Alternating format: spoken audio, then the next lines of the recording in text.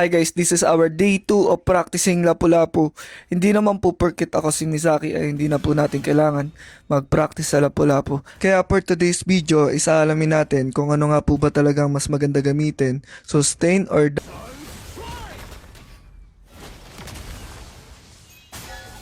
Kagi, patulong Earth.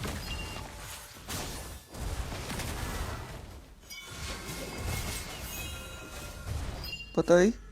Nice one. Isa pa. Balik pa ako dito. Ay, sa kabila.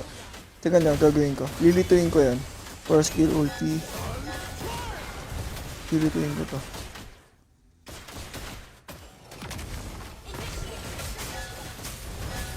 Pang. Inrun.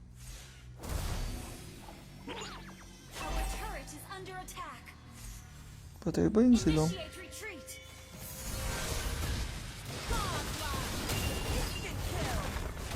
Uy, ang ganda nun! May minion. Astig.